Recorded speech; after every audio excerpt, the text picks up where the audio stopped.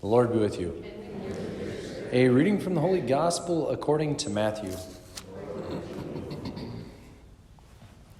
Jesus said to his disciples, "Not everyone who says to me, 'Lord, Lord,' will enter the kingdom of heaven, but only the one who does the will of my Father in heaven.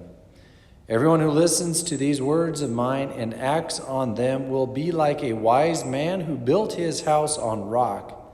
The rain fell, the floods came, and the winds blew and buffeted the house, but it did not collapse. It had been set solidly on rock. And everyone who listens to these words of mine, but does not act on them, will be like a fool who built his house on sand. The rain fell, the floods came, and the winds blew and buffeted the house, and it collapsed and was completely ruined." The Gospel of the Lord. Praise to you, Lord. A lot of the program of Advent is to reprioritize our lives. So, especially after the pattern of Christ, right? So we take time, what's worked, what hasn't worked. Is my life Christ-like? Is it patterned on his life, right? In my own way, I guess. And if we look at the very heart of Christ's life, his whole mission was to accomplish the Father's will. Like that was like his sole focus. I come to do the Father's will. And then within that is his whole ministry, right? But that's his goal, that's his mission. So I guess for us, like as we're reprioritizing our lives during this Advent, that's what the church has given us the opportunity to do.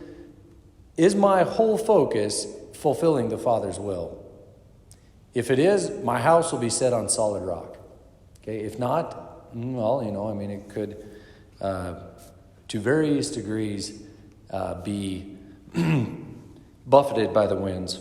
Okay, so, what's that look like? Or even what is that technically? Because it looks unique on all of us.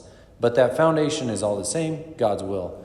So I guess that maybe at the heart of it, of what God's will is a reality that nothing can happen outside of God's will. So the more we align our hearts and minds with reality itself, that everything goes on is according to God's will, I'll be a rock. Like nothing can shake me. All right, this is what the Lord's thrown at me today. Okay? Think of it, and that's just logical, especially theological sense, that nothing can happen outside of God's will.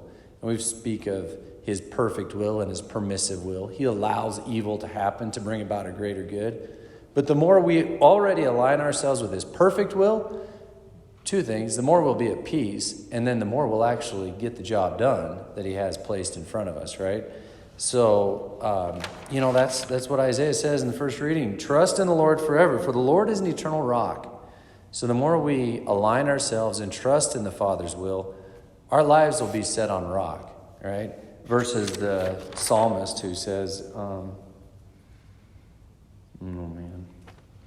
it is better to take refuge in the Lord than to trust in man. It is better to take refuge in the Lord than to trust in princes.